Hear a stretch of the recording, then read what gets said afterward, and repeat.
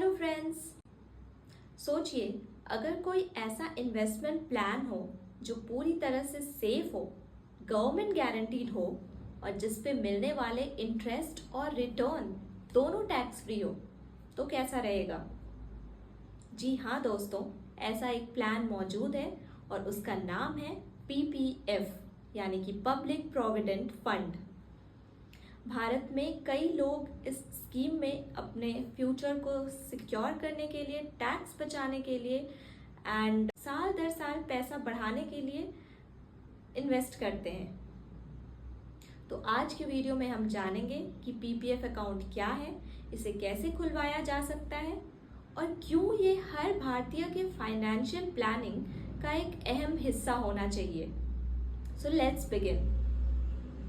PPF यानी कि public provident fund, ये एक लॉन्ग टर्म सेविंग्स स्कीम है जिसे भारत सरकार चलाती है। इसका मकसद है लोगों को एक सेफ इन्वेस्टमेंट और रिटायरमेंट सिक्योरिटी देना, यानी कि अगर मार्केट गिर भी जाए तो भी आपका पैसा पूरी तरह से सुरक्षित है और हर साल आपको इस पर एक फिक्स्ड इंटरेस्ट मिलता रहेगा। अब जानते हैं इस स्कीम के कुछ इम्पोर्टेंट फीचर्स के बारे में। तो सबसे पहले बात करते हैं इसके लॉक इन पीरियड का। पीपीएफ अकाउंट का लॉक इन पीरियड है 15 इयर्स, मतलब कि 15 साल तक आपको पीपीएफ अकाउंट में पैसा जमा करते रहना है। यानी कि ये एक लॉन्ग टर्म सेविंग्स के लिए ये स्कीम बनाई गई है। इंटरेस्ट रेट की बात करें तो हर 3 महीने पे सरकार इसका इंटरेस्ट रेट रिवाइज करती है एंड आज के डेट में इस अकाउंट में आपको 7.1% पर एनम का इंटरेस्ट मिल रहा है। नेक्स्ट बात करते हैं इन्वेस्टमेंट की। तो इस अकाउंट में आप साल में एक फाइनेंशियल ईयर में मिनिमम 500 रुपये जमा कर सकते हैं एंड मैक्सिमम 1.5 लाख तक जमा कर सकते हैं।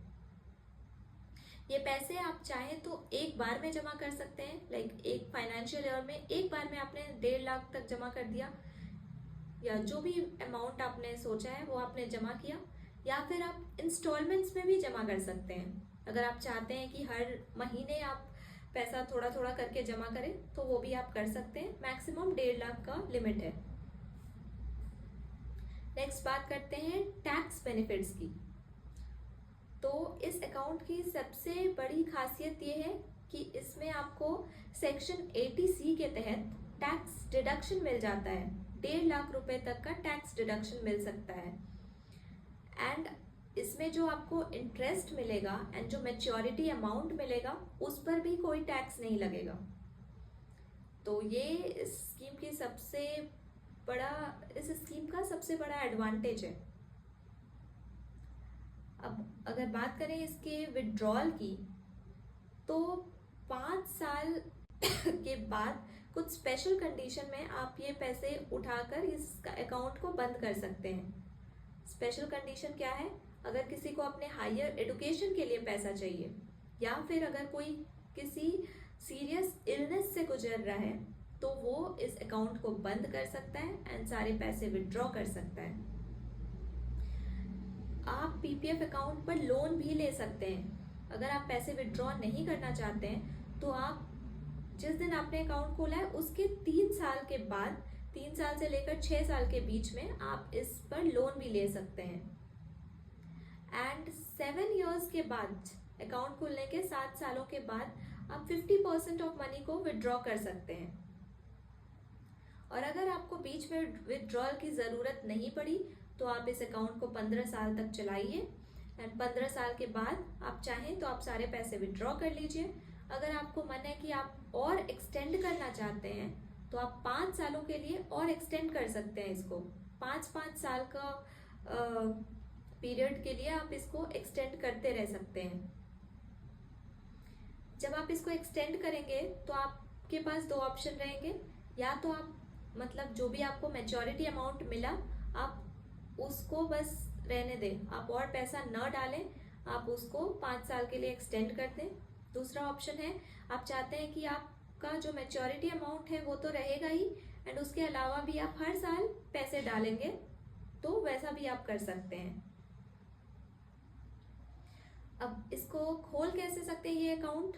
इसके लिए आप कोई भी बैंक चले जाएं या फिर पोस्ट ऑफिस जाइए, वहाँ पे आपको पीपीएफ का फॉर्म मिल जाएगा एंड उसके साथ में आप अपना आइडेंटिटी प्रूफ यानी कि Aadhaar card, PAN card and passport size photo ये सब जमा कर दें एंड अकाउंट खोल लें।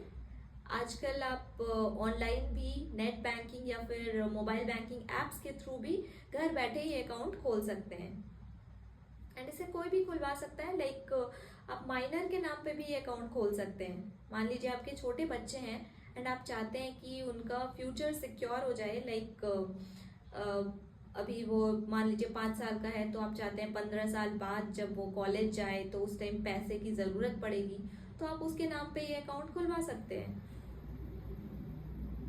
हाँ, लेकिन जॉइंट अकाउंट पीपीएफ में आप नहीं खुलवा सकते हैं, आप सिंगल अपने नाम पर खुलवा सकते हैं। तो क्या क्या बेनिफिट्स देखा हमने पीपीएफ अकाउंट का? पहला तो हो गया कि आपका पैसा बिल्कुल सेफ रहेगा क्योंकि ये गवर्नमेंट बैक्ड स्कीम है। दूसरा है कि इसमें जो भी आपको इंटरेस्ट मिलता है ना, वो कंपाउंड इंटरेस्ट होता है, मतलब कि आपको इंटरेस्ट पे इंटरेस्ट मिलेगा। तो आप छोटी छोटी अमाउंट इन्वेस्ट करके एक बड़ा कॉर्पस क्रिएट कर सकते हैं। And next is the tax benefit कि आप टैक्स डिडक्शंस भी आपको मिल जाएगा एंड आपको कोई टैक्स भी नहीं लगेगा। जो पैसा मैच्योर होकर मिलेगा या फिर जो भी इंटरेस्ट है उस पर कोई टैक्स नहीं लगेगा। अब जानते हैं एक स्मार्ट टिप जो कि पीपीएफ अकाउंट से रिलेटेड है। तो ये स्मार्ट टिप आपको पता होना चाहिए कि पीपीएफ अकाउंट में जो आपके पैसे पड़े हैं ना, उस पे जो इंटरेस्ट कैलकुलेट होता है वो कैसे होता है। तो वो महीने के 5 तारीख से लेकर 30 तारीख के बीच में जो भी लोएस्ट बैलेंस है अकाउंट में, उस पे इंटरेस्ट कैलकुलेट होता है। इसका मतलब ये है कि आप जब भी पैसा डालें तो आप ये ध्यान रखें कि आप पैसे 1 तारीख से 5 तारीख के बीच में डाल रहे हैं, तभी आपको उस पैसे पर इंटरेस्ट मिलेगा। नहीं तो आपका पैसा पड़ा रहेगा उस महीने के लिए, उस पर आपको इंटरेस्ट नहीं मिलेगा। इसको एक एग्जाम्पल से समझते हैं। मान लीजिए आपके अकाउंट में 1 लाख रुपए हैं पीपीएफ अकाउंट में। अब मान लो कि 10 तारीख को आपने 20,000 रुपए डाले और तो महीने का लोएस्ट बैलेंस 5 तारीख से 30 तारीख के बीच में लोएस्ट बैलेंस तो 1 लाख ही हुआ ना। 1,20,000 तो वो पैसा ज़्यादा हो गया, वो नहीं काउंट होगा। 1 लाख पे ही आपको इंटरेस्ट मिलेगा। तो ये जो 20,000 रुपए आपने डाले वो वैसे ही रह जाएगा, उस पर इंटरेस्ट आपको अगले मंथ मिलेगा। और यही चीज़ अगर आपने पहले कर दिया होता, मतलब 5 तारीख से पहले अगर आप 20,000 डाल दो तो आपका पैसा हो जाएगा 1,20,000। 5 तारीख से 30 तारीख के बीच में लोएस्ट बैलेंस होगा 1,20,000। तो सीधी सी बात यह है कि आपको पैसा जब भी डालना है आप 1 तारीख से 5 तारीख के बीच में डालना। एंड अगर आप एक बार में साल में एक बार में इन्वेस्टमेंट कर रहे हो तो आप 1 अप्रैल से 5 अप्रैल के बीच में ये पैसे डालना। तो this was all about PPF account and एक बार इसका कैलकुलेटर भी देख लेते हैं ताकि आपको आइडिया लगे कि कैसे कंपाउंडिंग काम कर रहा है पीपीएफ अकाउंट में। तो ये हमने गूगल पे सर्च किया पीपीएफ कैलकुलेटर। ईयरली इन्वेस्टमेंट, मान लीजिए कि मैं 5,000 पर मंथ जमा करती हूँ तो मेरा ईयरली इन्वेस्टमेंट हो जाएगा 5 × 12,000 दैट इज़ 60,000। तो मैं यहाँ मान के चलती हूँ कि मेरा ईयरली इन्वेस्टमेंट है 60,000। टाइम पीरियड हो जाएगा 15 ईयर्स एंड इंटरेस्ट रेट है 7.1%। तो देखिए आपका इन्वेस्टेड अमाउंट हो गया 9 लाख रुपया। टोटल इंटरेस्ट इस पे आपको मिल रहा है 7,27,284 एंड आपकी मैच्योरिटी वैल्यू 16 लाख हो रही है। 15 सालों में आपने इन्वेस्ट किया 9 लाख रुपया एंड आपको मिल रहा है total 16 lakh. Okay, so I hope कि आपको पीपीएफ अकाउंट से रिलेटेड सब कुछ समझ में आ गया होगा। एंड आपको क्या लगता है ये प्लान कैसा है, इन्वेस्ट करना चाहिए कि नहीं, आप कमेंट सेक्शन में बताना।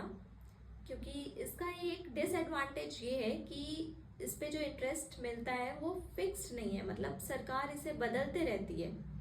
लाइक जब पीपीएफ स्कीम नया आया तभी इस पे 8.7% इंटरेस्ट मिल रहा था एंड अभी इट्स जस्ट 7.1%। तो फ्यूचर में ये और भी कम हो सकता है एंड काफ़ी लॉन्ग टर्म के लिए आप इन्वेस्ट कर रहे हो। बट ओवरऑल अगर आप देखो तो लॉन्ग टर्म इन्वेस्टमेंट के लिए ये अच्छा है कि आपका मतलब आप बीच में इसको तोड़ नहीं सकते हो, तो आप ये पैसे अपने फ्यूचर को सिक्योर करने के लिए रख सकते हो। Okay, so that's all. अगर कोई डाउट हो तो आप कमेंट में पूछ सकते हो। Till then, thank you.